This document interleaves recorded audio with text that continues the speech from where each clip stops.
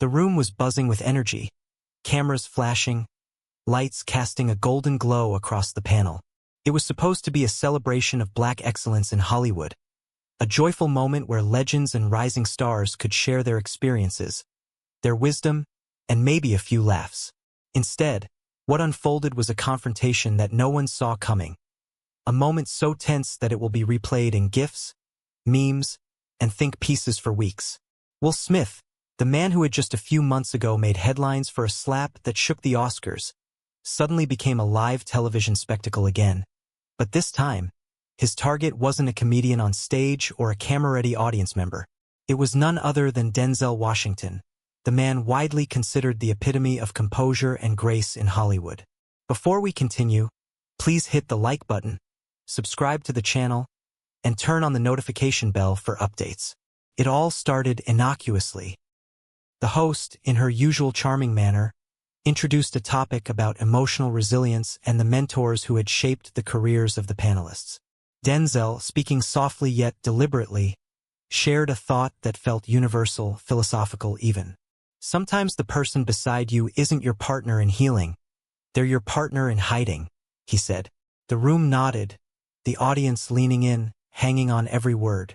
And for a fleeting second, the moment seemed perfect. Then Will's body stiffened. You could almost see the gears turning behind his eyes.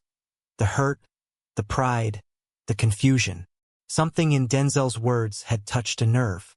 Viewers at home would later learn why. Weeks after the infamous Oscars incident, Jada Pinkett Smith, worried about Will's state of mind, had confided in Denzel during a private event.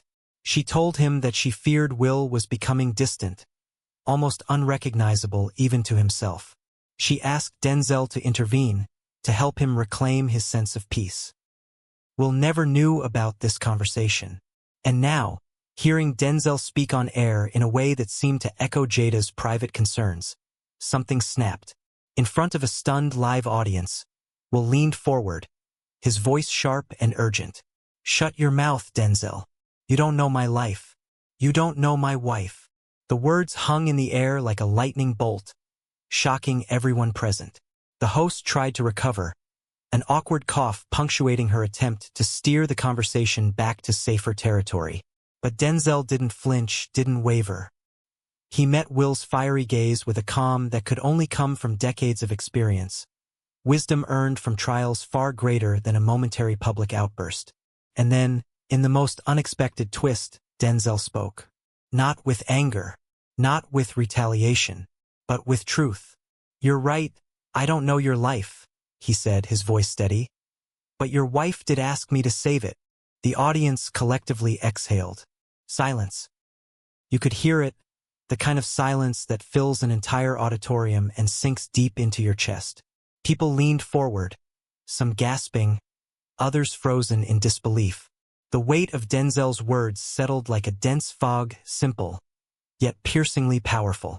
He continued, his tone even, his eyes never leaving Will's. She said, "If he won't listen to me, maybe he'll listen to you. I didn't share it out of disrespect. I shared it because real men don't hide behind applause. They heal." That single sentence would go down in history, not just as a calm takedown of an impulsive celebrity outburst, but as a life lesson wrapped in a few words.